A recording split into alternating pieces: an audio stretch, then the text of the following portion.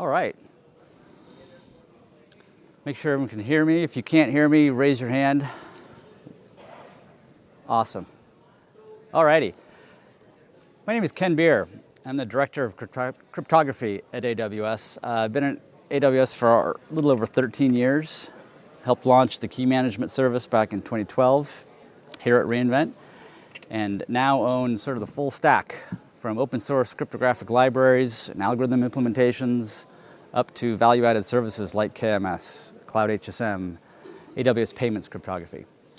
So today you'll hear a little bit from me to describe what AWS Cryptography is up to, what we've done in the past year, what we're thinking of doing in the coming year. You're going to learn a little bit about sort of where we are focused, where we think you might want to be focused in the area of cryptography and securing your data. And then the real treat today is you get to hear from Rajiv Sharma from Vanguard, who's going to talk about their approach to how they're looking to get to a state we call crypto agility in an effort to migrate to post-quantum cryptography. So this is something that all of you will eventually have to do. The question is how soon? And I think it's really useful to learn from some of the early adopters in the space to figure out how you're going to strategize. So one of the things that we have asserted at AWS is let us do the undifferentiated heavy lifting for you. And certainly when it comes to running compute, storage, when you use a cloud service provider, you no longer get to care about the physical security of the data center. And you don't really get to care about all the front-end networking equipment that is in front of API endpoints. So we take that away from you, and we ensure that that is always patched and upgraded to sort of the state of the art when it comes to protecting your data. You can look at other tasks related to data protection, whether it's digital certificates, managing encryption keys, deploying software that handles PKI or encryption. And again, we want to provide solutions for our customers. When it comes to software libraries that you would use to encrypt or digitally sign data, we offer those for free. They're all open source. We have a very strong commitment to transparency about what we're doing in the area of cryptography, even when we are on the bleeding edge and inventing some of the new areas of cryptography. So talk a little about the services that we have offered and how it's helping customers deal with undifferentiated heavy lifting. So I talked about the key management service, which is what we call a foundational root of trust at Amazon.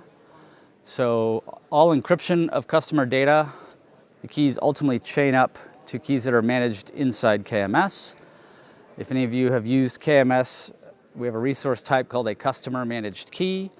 That gets to be your root of trust for whatever data you're protecting across however many AWS services you want to use, as well as your own applications running anywhere on the planet. And KMS, we believe, is the largest lock and key service in the world, just in terms of raw numbers of keys that we're handling, as well as the number of encrypt, decrypt, sign, verify operations that we do on a daily basis. So we average around 30 billion operations per hour. Depending on the time of year, we can peak north of 30% of that. And we're able to scale to meet your needs. So if you need to do more cryptographic operations faster because your business is taking off, it's fairly straightforward for us to add capacity. One of the ways we did that is we invented our own hardware security module 12 years ago. And we designed it for the cloud. Highly cost-effective, highly scalable, so we can meet you as you grow your business. One of the things we did with KMS is we changed the game a little bit on how you think about managing encryption keys. For years, developers had to know, where is my key located? How do I know that the physical and logical security controls around the location of my key are up to snuff? It's a hard problem to solve, especially when the key at the top of a hierarchy must always be in plain text all the time for high availability. With KMS, we said, you don't get to worry about that anymore. The only thing you have to worry about is access control to use a key. And the access control mechanism is the same access control mechanism you use for every other API at AWS.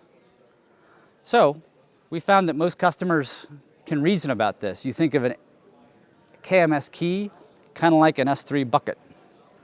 I've got a resource policy. This controls who can use this key under which conditions, in which services can it be used, data tagged with what tag can be encrypted and decrypted under this key. So KMS is scaled nicely for us. We've got a host of other services to solve slightly different problems. The Cloud HSM service, in many ways, is a stepping stone.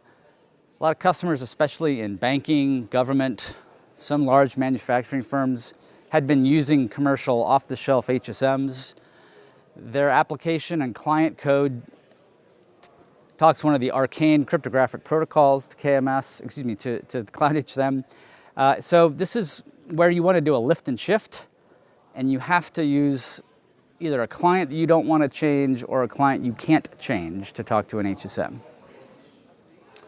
Certificate manager, again, trying to simplify PKI.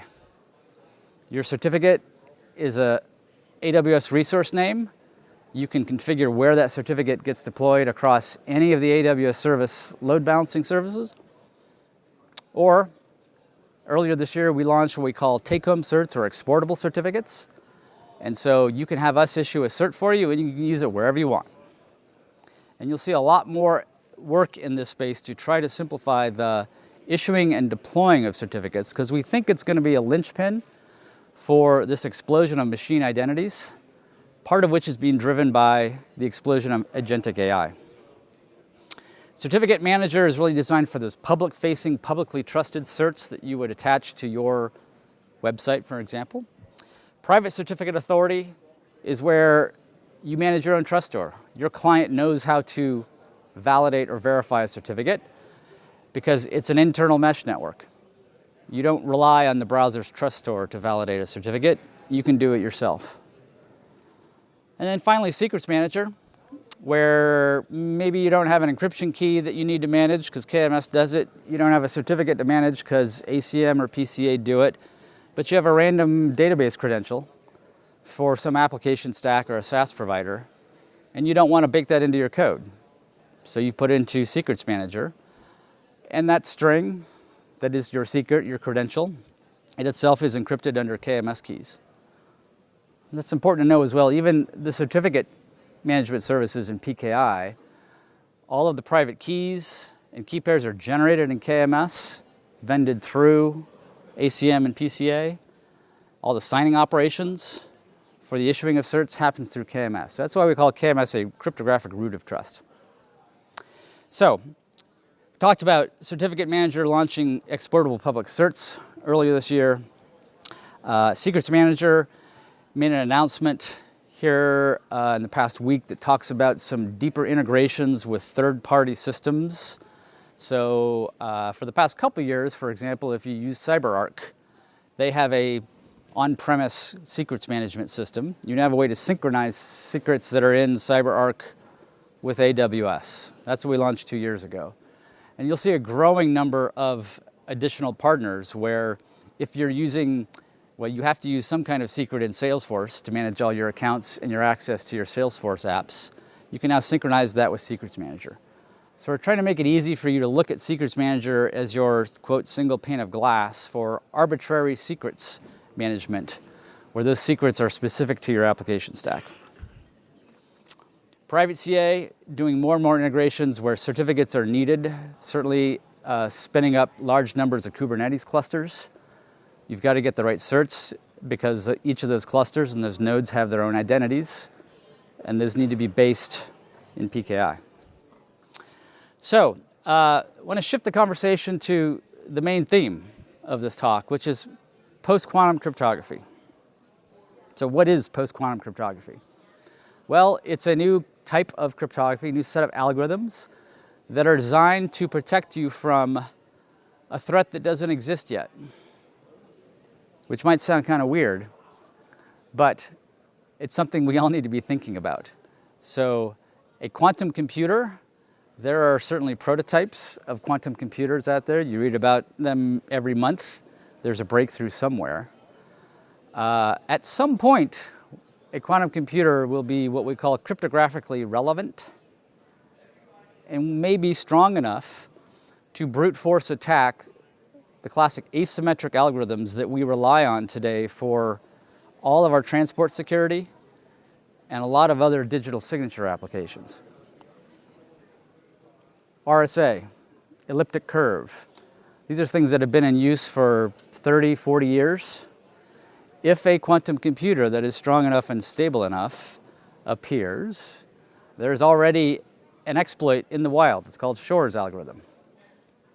So we don't know when this quantum computer is going to appear. Nobody really knows. I would encourage you, when you're reading articles that say it's right around the corner, it's a matter of months, to take it with a grain of salt. Because there are still a ton of material science problems to solve. And the stability of these computers is the critical part. Because without stable quantum computing, you can't run Shor's algorithm for as long as you need to potentially crack an RSA 2048-bit key or higher. So, if we don't have a quantum computer today, why do we care? Well, here's the theoretical risk, which we call harvest now, decrypt later. The problem is, asymmetric keys and RSA elliptic curve algorithms are used in every TLS session that secures a channel between an arbitrary client and an arbitrary server across the internet. That network connection, in almost all cases, you as the owner of the server component or the owner of the client component have no ability to prevent somebody from copying packets, even though they're encrypted packets. All right? There's just too many places for someone to plug in a network sniffer, pull down a PCAP file, and say, I'm going to sit here and wait for there to be a quantum or cryptographically relevant quantum computer, and then I'm going to go take this PCAP file and brute force attack it. Why? Because I might be able to get an underlying secret that was used to encrypt very sensitive data that was sent across that wire. So the question that we're all asking ourselves is, where are the network connections where data that's sensitive today needs to stay sensitive and secured for many years into the future? That's kind of a hard question for a lot of companies to answer. But there is one company or organization that's pretty clear about that threat model, and it's nation states. So the US government, a couple years ago, said, hey, we need our secrets to stay secret for like 50 years. And if anybody were to intercept a transmission over the wire and decrypt it in 10, 20, 30 years, that's a very bad outcome. And so the US government has been doing a lot of work over the past 5 to 10 years to try to find a mitigation. And I'm just going to go back one slide. The mitigation here is that you have to be able to create a ciphertext so that if it's captured, you have confidence that it is sufficiently protected against, again, this imaginary quantum computer that does not yet exist. Now, the good news is that NIST has spent a lot of time, and there are some quantum-safe algorithms. You'll hear a term called lattice-based cryptography. Acronyms like MLChem or MLDSA or SLHDSA. So this is a lot of alphabet soup, and it's stuff that you're eventually going to learn, and it will be standard and typical things the same way that we talk about RSA and ECC today. So these algorithms are available, they've been standardized, and now vendors like us are in the process of implementing them. So the question is, how should you be taking advantage of this? All right? So the harvest now, decrypt later threat is really addressing what we call a confidentiality risk. The confidentiality of your data tomorrow is at risk if you don't encrypt it correctly or with quantum-safe cryptography today. The other risk is what we call an authentication risk. So as we all know, it's one thing to be able to crack encryption and discover the underlying secrets. Perhaps another scary attack vector is that somebody can impersonate you and pretend to send a message as if they were you and fool the recipient into believing it's true. And this is where digital signatures today mitigate against those impersonation attacks. But we need to be thinking about how do we ensure the integrity and the authentication of signed data into the future. So if you are a company that signs firmware that gets deployed into devices and you simply cannot update those devices with a new digital signature for many, many years, you're concerned about this problem. Amazon is concerned about this problem with the LEO satellites that we're putting up into space, right? Lots of set-top box vendors, lots of other manufacturing firms are concerned about this problem. So this is another area where, while the cryptography is a little bit different and it's not about securing confidentiality, it's about ensuring authentication. So we put together a blog post on the AWS Security blog last November that kind of outlines, here's how we at AWS are thinking about this, because we have to go through our own migration. We don't pretend like we have the perfect checklist that everybody should follow, but we know, though, that there are different steps. And one of the real challenges is that most organizations have not had to worry about a migration in cryptography for 30 years, right? When the old AES standard was invented in the mid-90s, it was replacing the defense encryption standard. And people are like, well, we got to re-encrypt stuff with this new symmetric cipher because the old one is just flat out broken. These newfangled Pentium 2 chips can brute force attack DES. So there's a lot of work in the 90s. You fast forward, those people aren't around anymore. Nobody really knows how to do a cryptographic migration. So you cannot get away from doing some kind of inventory. And you have to identify, especially for that encryption in transit to address the harvest now, decrypt later, what are the most important connections? Where's my most sensitive data coming from, going to? You got to prioritize where you want to make changes. That's why we think that integrating quantum safe cryptography into your public endpoints, your public facing endpoints, is the first place to start. Next is this authentication problem, code signing, right? Where you want to make sure that you're not going to be forced to replace a long-term digital signature in a device that you can't access. And then the third area is actually also an authentication problem, but it has to do with short-lived roots of trust. And the best use case to think of here is actually the digital certificates that are used to express the identity of your web server and or your client. So you get a digital certificate for your public-facing website. It says that you are example.com, and anybody who gets that certificate can say, yes, I trust the certificate authority that issued this certificate because they are Amazon, or they are DigiCert, or they are Sectago, or whoever the CA happens to be.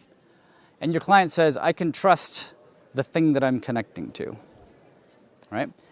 The reason that trust works is that there's an RSA or an elliptic curve digital signature inside there, and both parties can trust that nobody's impersonating somebody they shouldn't, right? But in a world where RSA and elliptic curve can be brute force attacked, somebody could potentially spoof you. So we have a solution. There are algorithms. MLDSA is an algorithm that can be used here. Part of the problem, however, is that clients and servers, in a world where you might own the server, but you have no control over the browsers who are the typical clients, interoperability is critical. And interoperability is a thing where everybody kind of has to move at the same rate. And right now, the browser community is still trying to figure out how they might want to deploy MLDSA. They're looking at alternative algorithms because these quantum safe algorithms create larger signatures, so more bytes on the wire. They also take a little bit more CPU to do the math. And so it's going to add latency. So that's why we think PQ for server and client authentication is sort of the final step, the final area, mostly because You can't do anything today with public certs. Nobody is issuing a public certificate with an MLDSA signature because you can't, right? The browsers have got to build support for that first, and then all of the SDKs that do client-side authentication have to support that. So one of the things that we realized, we talked a little bit about NIST in the development of the core algorithms. They have been issued, they're standardized. You'll see things like FIPS 203, FIPS 204, FIPS 205. These are shorthand for the underlying algorithms. And that's step one. But then step two is, all right, how should these algorithms work in protocols like TLS or SSH or IPsec or MACsec? There's a whole raft of protocols between clients and servers to try and build an encrypted and authenticated session. The IETF tends to be the place where you define protocol implementations. And you'll see recently AWS was a part of a new RFC to try and standardize how MLDSA should be used in digital signatures. The telecom industry has their own set of custom protocols that they use to secure all of voice and data across telecom. And ETSI in Europe is sort of the leading standards body. We've been involved with them for 10 years to also make sure that, for example, NIST, IETF, and ETSI aren't doing different things. Because that's the bane of any new standard, is that 4 different companies decide to choose their own. Or 5 different countries decide to go specialize. So we're trying to avoid that from happening. So what have we done internally? Well, where we started is, well, we have core algorithm implementations. AWS libcrypto or AWS LC is our offering in this space. And AWS LC is open source, completely free, has runtimes that work in almost every major development environment. We have some optimizations for x86 as well as ARM 64. The reason we decided to build our own cryptographic library is about the time that Amazon got in the business of building our own hardware, because we now have ways to use less CPU to do AES, RSA, ECC operations. The less CPU we use for cryptographic operations, more CPU for your applications to do its thing. So we start with AWS LC, and then we work up the stack. So our open source TLS implementation called S2N, highly optimized to try and minimize the latency for TLS connections. It uses AWS LC and supports the MLChem algorithm. So you'll see more and more of our open source tooling supporting PQ by default, and then those can be deployed inside your apps, in your software vendors' apps, inside our own AWS services. So this diagram is trying to explain sort of where does the work need to happen, and where might you instead delegate work to us instead of you coming through all of your source code to try and figure out how to upgrade the crypto. So what we're trying to point out here is that if it's your own custom application code, you're just going to have to go through it and figure out where you might find examples of RSA or elliptic curve being used and how you're going to swap it out. Sometimes that's working with a third-party vendor. Sometimes that's swapping out a new open source module. Your mileage may vary when it's your own application code. But customers also think in terms of the endpoint that clients are talking to. We call it the TLS termination endpoint. Right? When EC2 first came out, people said, oh great, I can run my own web server. I'll run a copy of Nginx on EC2, and that's where my web server will live, and that's where I'll put my digital certificate, and I'll terminate TLS inside an EC2 instance. Over the years, we've offered more and more what I call reverse proxy services or load balancing services, where you let us handle TLS termination for you. Application load balancer, API gateway, Cloudfront, right? There's plenty of solutions in this space. If you're relying on one of those services to handle the TLS termination on your behalf, as of today, you already have PQ. It's there. You didn't have to do anything. Like, you may have to make a selection to upgrade a particular policy depending on how much curation you do on your endpoint. But all the low-level coding and cryptographic change we've done on your behalf. Same thing with other managed services. So when you talk to the S3 endpoint, you don't manage the S3 endpoint, we do. As of a couple weeks ago, it now offers ML-Chem and a PQ option. So if your client can talk PQ to the S3 endpoint, you'll get quantum safe cryptography and protect your data that you're uploading to S3 and downloading. So this is the story going forward, is every AWS service that exposes a public endpoint will support ML-Chem. And I'd love to tell you a date by when we'll do that, but we're talking about hundreds of services. And just know that it is my number one priority in 2026, and I've got most of the company on board with me. So you'll see a later slide where we go through the number of services that already have it, and they're the ones you would expect. The long tail of services will be coming soon. So one of the things that people have said about PQ is like, well, it's new, it's different, it's going to break somewhere, it's going to be extra CPU, it's going to add latency. And a lot of these people who have lived through the migration of the TLS protocol from 1.0 to 1.1 to 1.2, they have some battle scars. Because when you change the underlying protocol and all the steps required to do a handshake, you do see breakage. A lot of old clients just aren't going to work. But the good news is when you're taking an existing protocol like TLS 1.3, which is required for PQ, and you're just adding a new cipher suite up at the top of the prioritized list, you get very little breakage. The good news here is we are seeing an insanely low amount of issued reports. If you follow Cloudflare, they're very good at blogging about sort of their adoption of PQ. Over half of the traffic that's going through Cloudflare is now using ML-Chem. No complaints. The latency issue is a non-issue. Breakage does not appear to be happening. So that's good news. It's going to make it easier for you to convince your site reliability engineers that it's okay to upgrade to this new algorithm. Okay? So a little timeline here to review what we've talked about.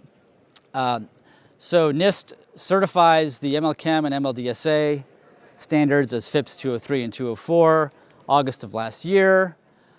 We release a version of our core library, AWS LC, that supports initial implementations of ML-Chem late last year. We then deploy it in some of our core security services like KMS and ACM and Secrets Manager. We also make it available in a few flavors of our AWS SDK because we know that that's the number one client that our customers are using to talk to AWS services. Right? KMS then launches support for MLDSA as a native cryptographic operation. So if you want to do firmware signing using an MLDSA key, you can now do that using the KMS sign operation. Cloudfront, so Amazon's CDN, and outside of S3, the largest fleet in terms of accepting TLS requests, it supports ML-Chem by default in September. We then release a new version of AWS LC that we're submitting for FIPS validation. This has optimized implementations of both ML-Chem and MLDSA. So again, these optimizations mean less CPU on your clients and servers to do cryptography, even though the algorithms are more CPU intensive and more bytes on the wire. We think we have done enough optimizations to make that transition negligible for you. So that brings us up to more or less today in the past month. So let me talk a little bit about the things that we have done here most recently. So in the past couple of weeks, we've exposed ML-Chem PQTLS to the load balancing reverse proxy services where it's your endpoint, it's your FQDN, you manage it, it's just we're managing the web server on your behalf. ALB, NLB, API gateway. So you can now configure your endpoint to use a quantum safe security TLS policy. On top of the services that have already been supporting this, we think that when you look at the most important TLS connections into AWS, as long as you're using an AWS service to terminate TLS, you're in fairly good shape. You might argue, well, I use a lot of DynamoDB. Don't worry, they're coming, right? So this is where you inventory and you say, all right, where are most of my TLS connections across the public internet to infrastructure that stores customer data? You have your own list. We have our list based on what we know about all of our customers. We're working through it on your behalf. Private CA launched support for MLDSA. So if KMS lets you do a raw MLDSA signature, Private Certificate Authority said, oh, we'll take that raw signature that KMS gives us and we'll use it to issue a cert. So this is a new kind of certificate. Instead of a RSA signature or an elliptic curve signature, it's now got an MLDSA signature. Now, we could only launch this in Private Certificate Authority. Why? Because there's no such thing as an MLDSA signature that is publicly trusted, because the browsers don't yet support it. But if you control your own client and you can control your own trust store on that client, you could issue a certificate through PCA that supports MLDSA. And now you have quantum safe authentication combined with the quantum safe confidentiality of MLChem in your, say, private mesh network. Okay, so another pretty important primitive. And one of the things that we want customers to start to experiment here to understand, okay, how does this affect my private mesh network? Are there performance issues with MLDSA? Because MLChem is really a nothing burger when it comes to added latency and performance.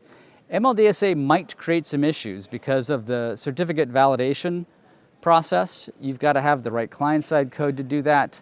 So there's going to be some experimentation. It's one of the reasons why the public browsers are taking a little bit longer to support this. They're working through those issues. With this core primitive, we think that our customers can also start to experiment in this space. And then when the public browsers announce support for some type of PQ algorithm, likely MLDSA, then we will start issuing public certificates with this. So, in summary, don't just say, oh, I need budget for PQ migration, and it's like a one-shot deal. You got to break it down. You've got to prioritize. Protecting confidentiality of data in transit is your first job. And if that's all you do over the next 3 years, that's okay. That's winning. All right? Long-term roots of trust, whether it's code signing or other long-term digital signatures, maybe that's applicable to you, maybe not. And with digital certificates, especially the public ones, you're going to have to wait anyway until the browsers support it and the overall infrastructure is able to handle quantum safe signatures. So one of the things that we are doing at Amazon is we're using this sort of the pressure to adopt PQ as a way to go back and say, let's think about how we build pipelines that are cryptographically agile. So the next algorithm that we have to deploy is easier, right? And we don't have to go grep through 1 billion lines of source code and try and figure out like, all right, where is this arcane algorithm being used? And how do I upgrade it? How do I test it? How do I know whether it breaks? How do I roll it back? These are all important issues. So we would strongly encourage you as you go through your migration to think, when is the next time I have to do this? Because while I asserted it was 30 years ago when we had to do it, when DES was broken, I'm fairly certain that we're going to have more algorithms that we want to migrate to. Why? Because the actual attack vector does not yet exist. And when it does, we're going to learn about other potential risks. And there's a lot of work already happening, especially in the digital signature area, to try and optimize and make the digital signatures smaller and faster. So while MLDSA is sort of the preferred implementation today, there will likely be 3 or 4 more options.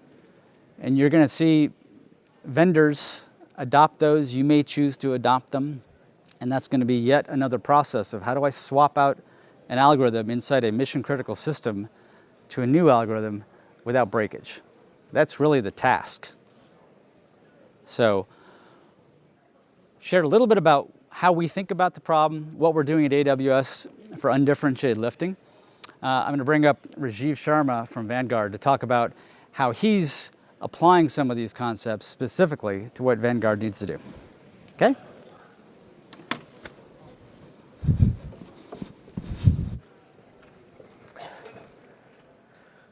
Okay, thanks, Ken. That was great. So I'm super excited to be here to talk to you about Vanguard's journey to quantum safety. And here at Vanguard, our mission is really to take a stand for all investors, to treat them fairly, and give them the best chance of investment success. And so let me give you just a quick snapshot of what Vanguard is. So we're a global asset manager. We have over 50 million investors and $11.9 trillion in assets under management today. Our internal crew, which are our employees, is around 20,000 strong. The one key point here is that we operate without any physical branches. So all our interactions with our investors happen over secure, encrypted digital channels. And a few years ago, like Ken had mentioned, we identified quantum computing as a material threat to that communication. And since then, we've been actively involved in mitigating that threat. Also around, with the governments, Ken had mentioned in the United States, NIST had released their lattice-based encryption algorithm standards in August of 2024. In EU, there are existing regulations today like NIST-2 and DORA, which actually specify that you must adhere to the strongest form of encryption for your communications. And so that can, it might include quantum safety in the future. The Canadian government has also issued their plan to implement quantum safety in the Canadian government. So one thing to take away from this is if you really haven't started your PQC migration or looked at PQC in any way, this is really the tap on the shoulder. Like this is the go, right? We're ready to go. Just for a little technical context, so Ken had mentioned a lot of Amazon services, and we are heavy users of Amazon, but we also live in an ecosystem of things like data centers, other cloud providers, as well as our third-party SaaS partners. So integrating within AWS as well as outside of AWS is going to be an important thing to cover. For today's discussion, I'm really going to be focusing on what we're doing within the AWS environment to support this. So how do we plan for our journey? There's really 4 pillars that we're looking at here, and I'll get into each one of these. The first is around a strategic response. So really framing this problem up as not just, hey, we just need to swap out encryption algorithms, but this is really a business problem. The second part is embedding that quantum risk in how we look at our enterprise risk horizon. So build those internal initiatives, build those center of excellence. And then third and fourth, let's look at some of the visibility tools. Where is all our cryptography today? That's a hard problem to answer. And then work with our IT partners to start to migrate those into the newer lattice-based algorithms. So really, like PQC isn't just a solo sport. It's not like one team in an organization that's going to do this. We have a lot of teams that are doing this as well as getting executive buy-in. So going into strategic response. So really, you want to speak in terms of the business risk and opportunity.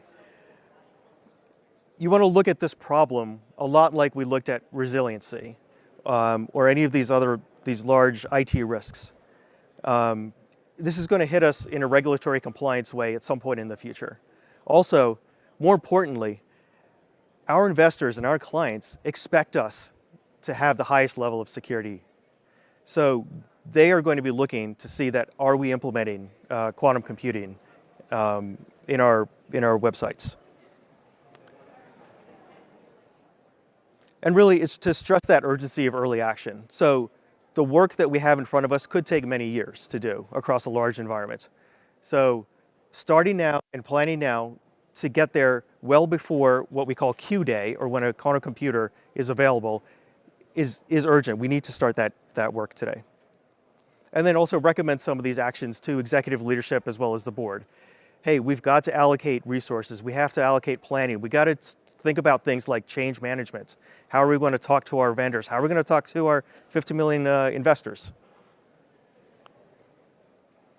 Okay, the second part of the journey is around the internal initiatives. So really, this is about building the Cryptography Center of Excellence. And I would say, we shortened this once to Crypto Center of Excellence, and it got confused with cryptocurrency in the org. So don't do that, spell it out. So we're going to talk about we call it now the Cryptography Center of Excellence. And this is a group within our organization. It's a small team, but we're starting to grow on it. They are looking at this as an enterprise-wide transition. They're building out the roadmap, the plans, organizing the IT teams together, working with our third-party risk management teams to understand, like, what is the scope of this post-quantum cryptography problem. They're also building a lot of things like, what does good mean? How do we know that we've completed the cryptography? So looking at let's say the percent of traffic that's TLS encrypted with ML-Chem algorithms, or the number of third-party vendors or third-party partners that we interact with that also support ML-Chem. And part of that is like, okay, let's take a look at this this little framework here: discovery, prioritize, and transform. So whenever you do any kind of large transformation exercise, you need to understand what that problem is. So that's what we're doing today. We started this effort about a year and a half ago to discover and prioritize all the different areas where encryption lives in our environments. And then as services start to implement ML-Chem or implement quantum algorithms, like Ken was talking about, Amazon services are starting to adopt these. We then start to transform those and start to enforce ML-Chem as needed, as we go through the environment. The goal is to hit this by sometime late 2029, is to have a complete ML-Chem implementation throughout the environment and be quantum safe. One of the ways that we're doing this is because of Amazon's commitment to that shared responsibility model, where they are taking on that heavy lifting of building the cryptography into the services, and it's really just up to us to configure and use that service. Okay, talking about the visibility and IT collaboration, I kind of put these two together. The way that we're framing up this problem, the Cryptography Center of Excellence is framing up this problem, is in two dimensions. The first dimension is around posture and monitoring. Okay, so this is one dimension. So the posture is talking about what is possible in your service, what is possible in the environment. So, for example, how is your Cloudfront configured, or how is your load balancer configured? What are the different algorithms that are available on that service? The second part of this dimension is the monitoring. So if I have a list of TLS cipher suites that are available, one of them is PQC enabled, and the rest may not be, we look on the wire for that TLS handshake, for that client hello and server hello, to understand which of those protocols actually took place. And so that gives us a high-level inventory of what's going on. And I'll dive a little deeper into each one of these. The second dimension is around ingress and egress. And why we made this important is we need to understand which party is initiating that TLS connection. So from an ingress standpoint, this is going to be your external browsers, for example. They're the ones initiating, giving the cipher suite to a CDN, let's say CloudFront, which also has a list of cipher suites available. And they're going to start negotiating the most optimal cipher suite. Then from the edge location, it's going to go into a load balancer. These two hops are over the internet today. So that load balancer is exposed on the internet. It's getting traffic from CloudFront over the internet. The browser is connected to CloudFront over the internet. From a prioritization standpoint, this is one of the most important places to start our work. As of September 5th, if I get the date right, CloudFront supported MLChem as one of its options. And it was backwards compatible. So we instantly got advantage of having any browser that supported that quantum safe protocol was now able to use that. And we did see it. In fact, we're seeing at that time somewhere between 75 to 80% of the browsers actually supporting or capable of supporting that, that type of connection. The load balancers had just come recently, so the Cloudfront to load balancer will be the next thing that we're going to start to tackle. From the egress side, this is where our systems are initiating the connection. So think of this as your EC2 or your containers inside the VPC are going to make an outbound connection. They have a cipher suite on their software as well. So in our architecture, they go out through a proxy and then out an internet gateway and then to a partner, whatever that partner may be. It could be like a logging service or an authentication service or anything like that. So in this flow, when we're talking about ingress and egress, we're trying to understand from that compute, what is configured on that compute, or how's that proxy or firewall configured? Or from a third-party risk perspective, we have hundreds of partners that we interact with. Which one of these partners has gotten the tap on the shoulder and is actually working on a PQC implementation? Like this is a partnership across everybody. So when you take those two dimensions and lay them out, you get this 4-box where you have ingress posture, ingress monitoring, egress posture, and egress monitoring.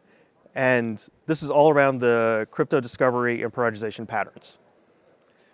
Each one of these boxes has a different tool or different technique of how you accomplish this. Okay? All right, so let's talk about the ingress. And I'm going to focus mainly on the Amazon services side of the house here. So when you're looking at the ingress posture, when we're talking about that Cloudfront distribution, we use AWS config to understand how Cloudfront is actually configured. So what is the posture of it? And this is an example query, and then you get this result of what all the different SSL policies are available on that. You can do this through config. You can do this through other CNAP tools as well. If you have a third-party CNAP, you can provide that same type of data. The second part of the ingress posture here, this is from the Cloudfront distribution into the load balancers. So it's a very similar thing. You can go ahead and just get the posture just by querying config or using a CNAP tool to understand what's out there. From the monitoring standpoint, what we've done is we've turned on Cloudfront logs and logged into CloudWatch. From there, you can then query CloudWatch and understand what are the different SSL cipher suites that we're actually connecting on that wire. This gives us some idea. It gives us, it gives you an idea of like what cipher suite. Actually, it tells you what cipher suite, but whether if it was MLChem or not is still not in the logs today. So that's one thing that we need to figure out is how we can get the actual key exchange algorithm in here, not just the cipher suite. So, but what we do know is that these are browsers based on, let's say, their user agent and things like that do support the MLChem cipher suite. Same with the load balancers. So we've used AWS Athena to query the logs, and then from here we can actually tell what the cipher suites were used here, and then we can infer that which ones were actually PQC or not. All right, from the egress side, so if you remember, we have a proxy architecture today that's making calls out through an ENI, out the internet gateway into our partner infrastructure. So in this model, what we're doing is we're just simply capturing the logs that are coming out of that firewall to understand what is the cipher suite that was used there.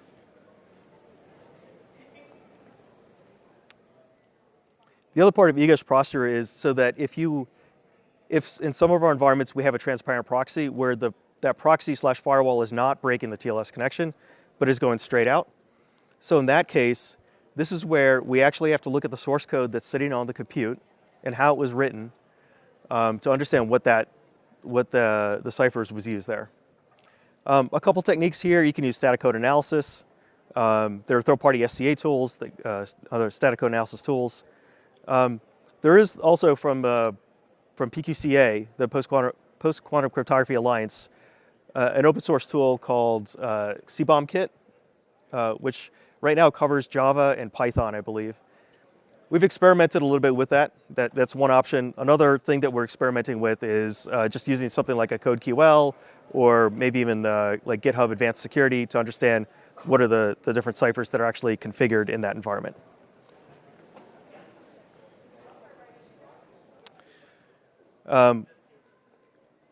From this monitoring side,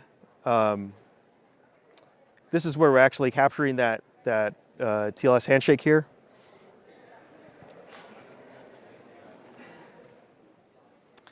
Also, one thing that we experimented with in monitoring was we tried this, okay, in lab. So if you don't have a proxy, this is something you can turn on for a few minutes just to understand what's going on, is really using VPC mirrors. So when you look at a VPC mirror, it will actually capture the traffic off that ENI.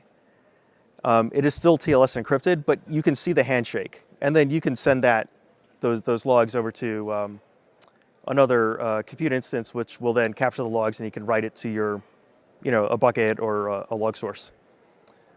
I probably wouldn't recommend this in a live production environment. It's pretty heavy, but it's something that you can do to try out, and actually it's an interesting education to see how the ciphers are actually being handled.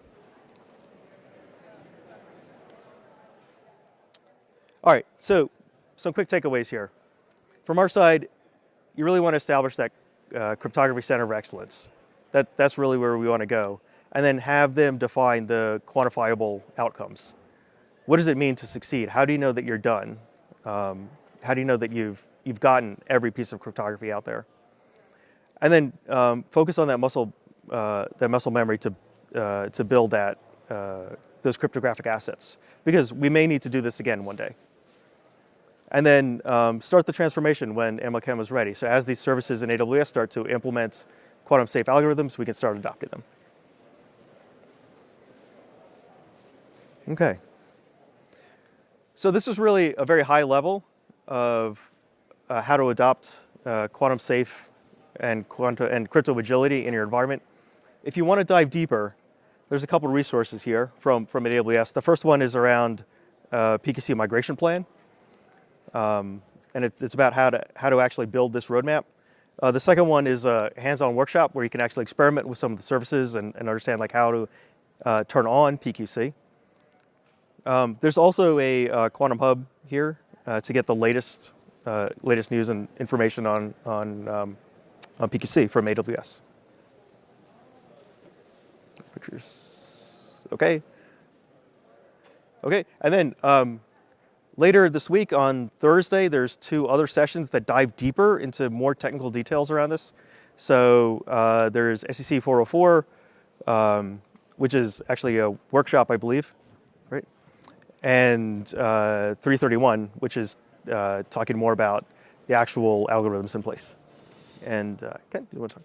Yeah, I wanted to echo something that Rajiv brought up, which might be perceived as a gap. So Rajiv talked about, how do I prove that my last request was protected with MLChem or some quantum safe cryptography, right?